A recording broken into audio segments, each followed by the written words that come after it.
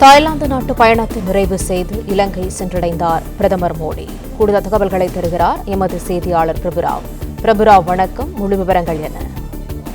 இலங்கை ஜனாதிபதி அனுரகுமார திசாநாயக்காவின் அழைப்பின் பேரில் அரசு முறை பயணமாக தாய்லாந்திலிருந்து தனி விமானம் மூலமாக புறப்பட்ட இந்திய பிரதமர் நரேந்திர மோடி இரவு சரியாக 8:30 மணி அளவில் இலங்கை தலைநகர் கொழும்பில் உள்ள காட்நாயக்கா சர்வதேச விமான நிலையத்தை சென்றடைந்தார். இலங்கை சென்ற இந்திய பிரதமர் நரேந்திர மோடியை இலங்கை வெளிவிவகாரத்துறை அமைச்சர் விஜித ஹேரத் தலைமையிலான உயர்மட்ட அதிகாரிகள் குழு வரவேற்றனர். அவர் நாளை காலை சரியாக 9 மணி அளவில் இலங்கை சுதந்திர சதுக்கத்தில் உள்ள அந்த இடத்தில் பிரதமர் மோடிக்கான வரவேற்பு நிகழ்ச்சிகள் நடைபெற உள்ளது.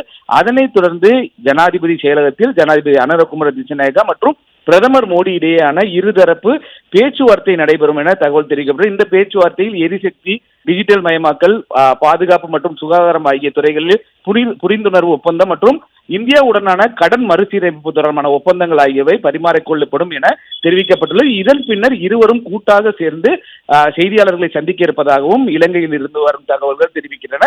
பிரதமர் வருகையை ஒட்டி பிரதமர் தங்கியிருக்கும் இடத்திற்கு முழுமையான பாதுகாப்பு ஏற்பாடுகள் விரிவாக செய்யப்பட்டுள்ளது. குறிப்பாக பிரதமர் நரேந்திர மோடி தங்கியுள்ள பகுதிகளில் ட்ரோன் பறக்க தடை செய்யப்பட்டுள்ளது மட்டுமல்லாமல் அந்நிய நபர்கள் யாரும் அந்த பகுதியில் அனுமதிக்காமல் இலங்கை அரசு கூடுதலாக கவனம் செலுத்தி விரிவான ஒரு பாதுகாப்பு ஏற்பாடையும் செய்துள்ளது.